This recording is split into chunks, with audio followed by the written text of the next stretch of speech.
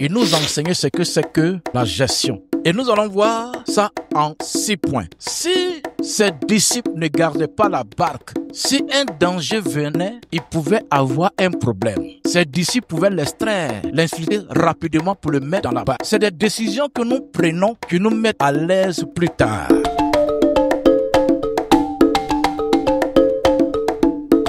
Tu deviens ce que tu fais de ton argent.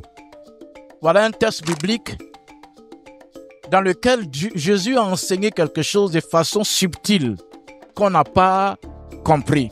Le Seigneur nous donne un enseignement sur la gestion des choses. La Bible dit au verset 10 qu'il guérissait tellement les malades. Il y avait tellement de miracles. Et donc tout le monde se pressait autour de lui. Alors chacun de lui voulait le toucher. Et si on ne fait pas attention, ils peuvent même l'étouffer. Parce qu'en voulant le toucher, ils peuvent même déverser sur lui. Alors il a dit à ses disciples, gardez-moi une barque juste à côté, car on ne sait jamais. Il nous enseignait ce que c'est que la gestion. Et nous allons voir ça en 6 points. Si ses disciples ne gardaient pas la barque, si un danger venait, ils pouvaient avoir un problème. Ses disciples pouvaient l'extraire, l'infiltrer rapidement pour le mettre dans la barque. C'est des décisions que nous prenons qui nous mettent à l'aise plus tard. C'est ça la gestion. Nous allons voir comment nous devons gérer nos biens financiers. Parce que n'oublie pas que si tu as mal géré ton argent, tu seras mal en point aussi dans les années qui viennent. Donc nous allons voir en 6 points. Le premier point, c'est établissez un budget. Le deuxième, versez fidèlement la dîme. Le troisième point, c'est éviter les emprunts. Quatrième point, c'est économiser avant de dépenser. Le cinquième point, c'est soyez généreux. Le sixième point, c'est fiez-vous à Dieu et non à vos finances. Nous allons voir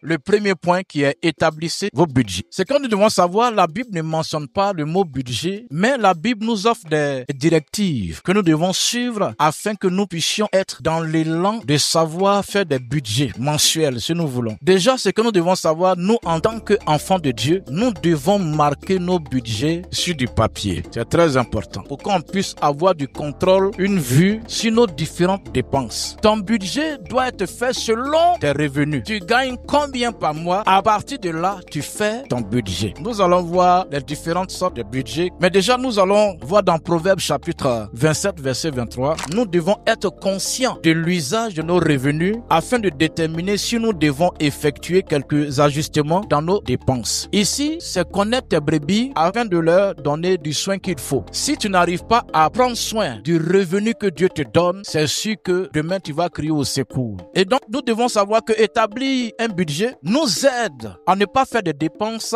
impulsives et inutiles. Quelqu'un qui formule un budget mensuel, tu vas le voir rarement faire des dépenses inutiles. Pour établir votre budget familial, on doit déjà localiser les différentes dépenses de la maison. Quand tu arrives à cibler toutes tes dépenses mensuelles, tu peux facilement formuler ton budget. Vu ton revenu que tu gagnes, c'est très important. Quand tu es organisé dans ton budget, ça fait que toi, tu n'es jamais surpris ou surprise de quoi que ce soit. Si vous constatez que vos dépenses excèdent votre revenu, il faut déjà rajuster les choses et il faut éliminer les choses inutiles. Parce que ton argent que tu as va te définir demain. Donc, comme je le disais, il faut déjà annuler les inutiles. Il faut essayer de réajuster les choses pour que ça aille dans le sens de ton revenu mensuel. C'est très important.